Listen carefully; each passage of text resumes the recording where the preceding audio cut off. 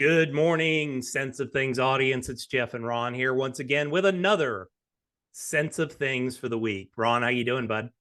Good morning. Doing well. Never a dull moment, as we like to say. Plenty of good information between CPI, other economic numbers this week, and never a shortage of bad business decisions and other fun things going on in the world, too. Absolutely. So we'll cover all that stuff today. I think it's been an interesting week on the CPI front. It's certainly had some effect on the markets and everything else. We definitely, I think the reality for a lot of people is maybe Ron and Jeff aren't so wrong that we might not have some interest rate drops this year. So we'll get into that piece. I know you've got some funny business Yeah. decision Hey, stuff look, you if want we to were start great off. market timers, we'd be at the casino all the time. That would be true. Yeah. I just know what to expect coming down the road. I think we all do. I think a lot of people don't want to accept it because they keep looking at their accounts and the balance is going up and they don't ever want it to go down. Yeah, Now, they call it the wealth effect, which I always hated that expression years ago. But you know what? There's a crap load of truth behind it. it So, is. I mean, it our, certainly is, and I mean, I look at it from my perspective. I know what's coming, but I also can't just shift into neutral or put the brakes on right now because it keeps going. We just have to be a little bit more, you know, on the button, I guess. that's why if you did trailing stops, you'd maximize your There profits you with go back a few shows and watch the trailing stop show. 100%. We should probably go through it again. All right. So, worst decisions in business history. We're going to Oh get God. away from bad products and bad mugshots, and we're going to talk about bad business decisions. For those of us of a certain age, can go back 25 years or so when AOL was just completely overpriced and they took over an 80, 100-year-old company Yep. and literally ran it into the frickin' ground. Now, rather ironically, I love this story because there was a behind the scenes documentary on this between Steve Case, who started AOL, and Gerald Levin, who was the CEO of Time Warner. And actually, Gerald Levin just passed away in the last month and a half. And very interesting guy because they interviewed him 20 years later after the merger. And he said, you know what? This merger would have been unbelievable and would have really worked, and they would have been a powerhouse media company if the debt level to make this merger happen wasn't so high, Yeah. because they were servicing the debt and that was pulling away from other financial resources that when the dot-com bust happened, they still had all the debt. They put this thing together. But Yeah. if they only had half or even none of the debt, this company would still be intact. Mm. And I thought it was just very interesting how they analyzed it. Yeah, but I still think it was a merger of really unlike companies, and it just never did work really well to begin with. I just don't see it. I don't think that Time Warner had the innovation built into it to make changes, and they've slowly dragged themselves into the future now at And this if you point. also think about it, 2000 plus or minus was like the back end of the flow of the print business. Yeah, big Time time. Life was like the big two magazines for how many decades? Hmm. And then we came into the digital age. Yeah. So this is what Warren Buffett always talks about, the last percentage, the last few drags of a cigar, right? It's still Hmm. burning. That's what Time Life was. Warner is still around, obviously. Yeah. But again, this could have been a powerhouse if they didn't have a debt. I thought it was just interesting to bring it It up is. again. It's funny because I still see clients today that have AOL Oh, email addresses. I'm like, wow, you've had that for a while because nobody's going out. You can, but nobody's going out there today going, I need to get an AOL email address. Everybody's got Gmail or something like that. And yeah, it's amazing to me. I'm like, wow, you still have an AOL address. still happens. All right, so I got one more. Kodak hesitating to go digital. You want to talk about a powerhouse company Yep. for 100 years. I don't even Yep. know, 80, 100 years. And they just got crushed. They just got crushed because they didn't adapt. And people still use film today, Mm-hmm. but my God, Yeah, it's it's literally yeah. what, down to single digit percentages. Yeah, it's really the artsy kind of photographer types that still use film today.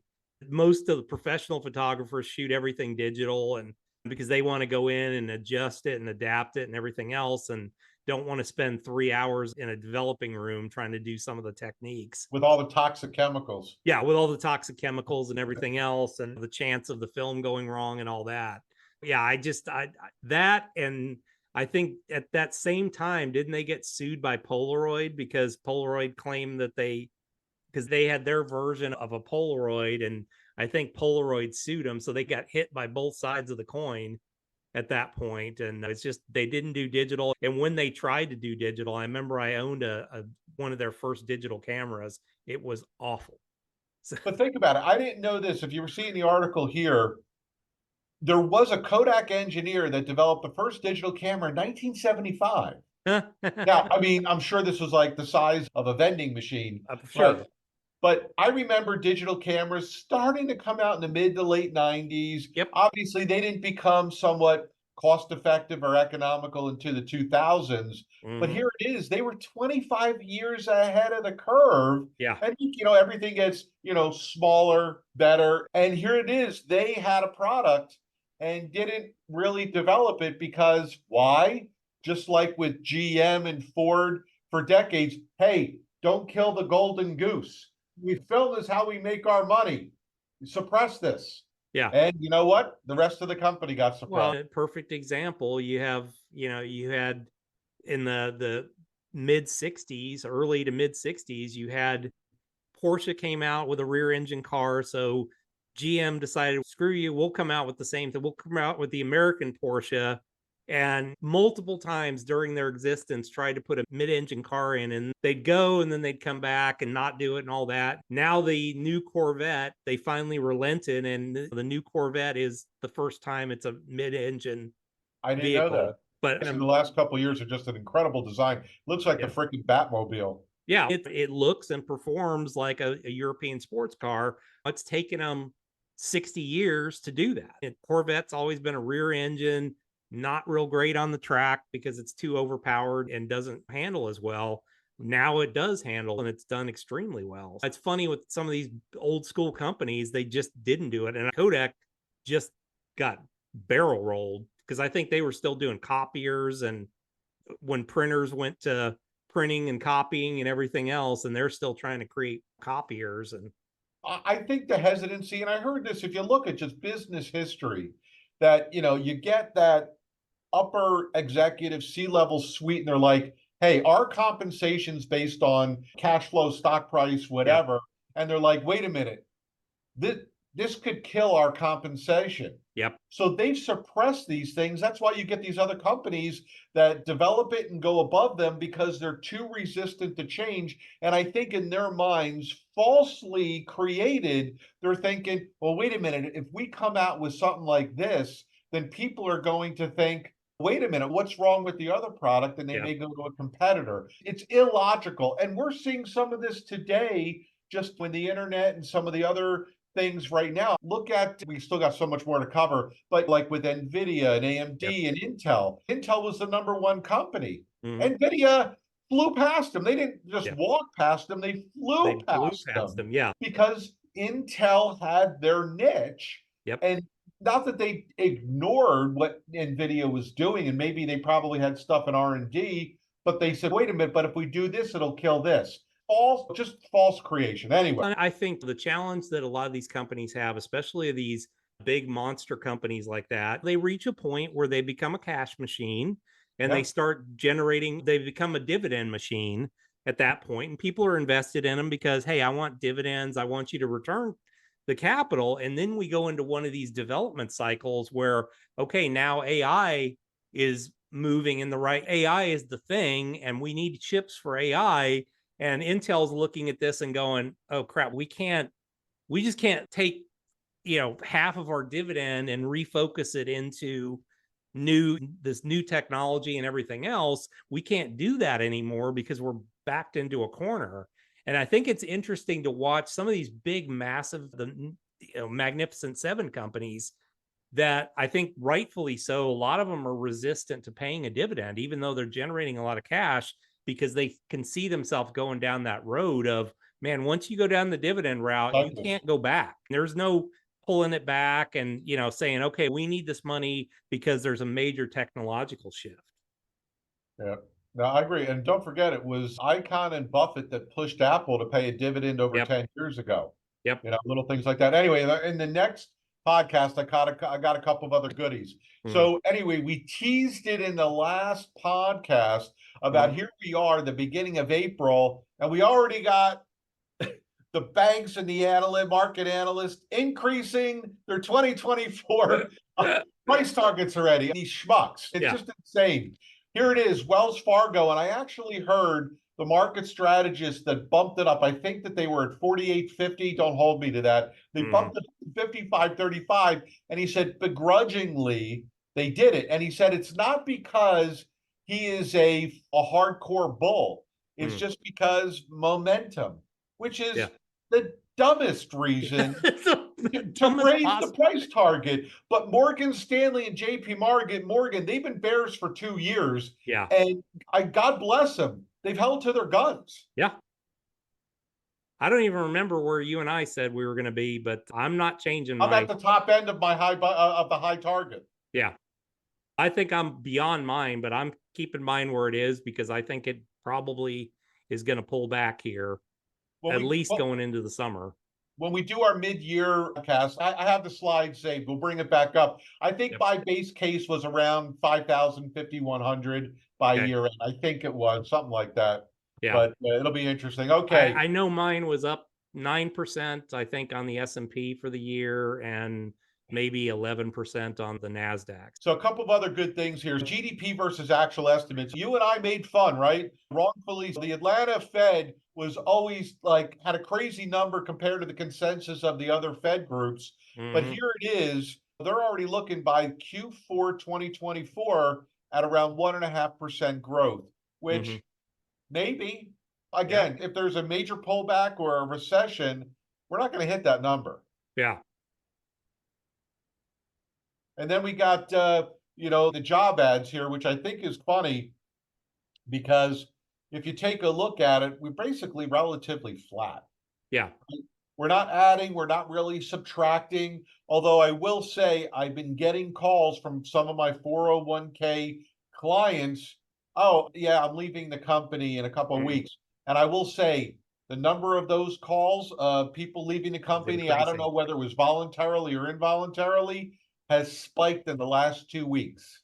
And It's across a interesting. couple of different industries. Yeah, I went in because once again, I do not trust the government on numbers anymore because I think they hit you with a big number on the headline and then they back it off 2 months later. But if you look at this one, it's incredibly interesting. There was a decrease Which in chart? full-time employment, Okay. but an increase in jobs in part-time employment.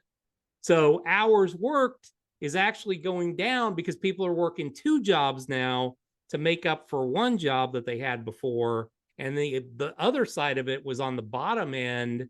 A lot of these immigrants coming into the country are taking a lot of those jobs that that are lower paying, but they're at least working at that point. So that was another major increase, was that the people coming into the country are taking some of those jobs that Americans are just looking at and going, I'm not going to work for that cheap. Okay, somebody will. Don't forget, one last thing, we'll go to the next slide. Yeah. We brought it up last week, or I brought it up last week or the week before, that a lot of the new jobs are government jobs, not Yep. private sector jobs, Yep. which means our taxpayer money is just inflating the unemployment number. All right, let's That's move on. exactly right. So I thought it was interesting. Here it is. They keep raising minimum wages, which I got a slide on that in a second. But meanwhile, look at the wage growth. It's going down. Yeah. So here it is. Inflation's going up. Wage growth is going down. So we're not getting ahead. Nobody's getting ahead here. Yeah. Yeah. I mean, they're going at completely opposite directions. And yeah. And we talked about this, I think, last year, that they start raising the minimum wage. We're going to pay $15, $20 for a Big Mac. Here we go. California is crap out of luck. Yep. I'm telling you, you're going to have more businesses shuttering. You're going to have more people moving their businesses. And it's not because that they don't want to pay their employees, But if you increase the wages, you got to increase your prices. Yep. That means you may decrease your customers, which is less revenue, less profits to pay Mhm. your people, which means shut the frickin' doors. Yeah. That one on the left, the Foster's freeze, I actually heard the interview because on Fox Business, they didn't interview the owner of the company, but they interviewed like the shift manager or assistant manager or whatever. And he held out as long as he could and he waited until after Easter weekend. And so they informed him on the Monday after Easter weekend that he was shuttering the doors to the place. And it's funny because, okay, yes, he is a franchise, but he's still a small business owner.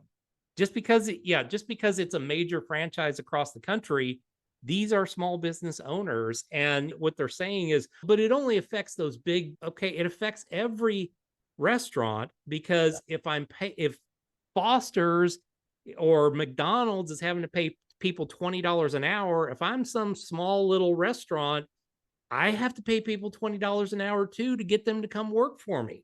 I can't pay them $15 and expect them to work for me at that point. Here's something interesting.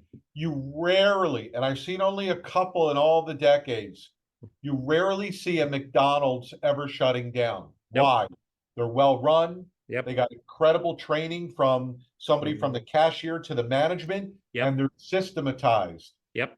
With this, it should be interesting to see how these franchise owners and corporate handle that Yeah. because they could only do one thing, increase the cost of their meals, of their Mhm. food. That's the only thing that they can do, which means how is that going to affect the amount of people that come to them? It'll be Interesting interesting. to see Yeah, how it'll be McDonald's interesting to survives. yeah, it'll be interesting to see because McDonald's owns most of the real estate that those things are in. So they can Right. control at least the real estate side of the equation and not have the rents going up or anything like that. But you with wages going up, federal minimum wage is, what, $7.87, and you're paying people $20 an hour. I think they moved it up to 15.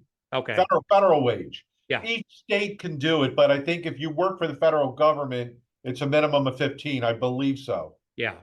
Yeah. Crazy. But that's if you're working for the government. I think federal minimum wage, the actual minimum wage number, I think is still in the sevens or maybe eights at this But point. not, yeah, you're right, not for federal workers, just Not for federal workers, as a but minimum guideline across the US. You're you got correct. it. And it's funny, they had some kid on this morning that was whining, complaining on Fox. He was on a TikTok thing and he's complaining that somebody needs to explain to me in like crayon eating mode why I can't afford to live in all this because they're paying you 3 times federal minimum wage, idiots. That's why, because everything then affects it going up. Ay, ay, ay. Too many That's dollars chasing too few things. That's why it's going up. Let me explain it to you that way. all right. I know you got a couple of economic things we can cover to wrap up. Yep. Let me do that real quick here and we will be done.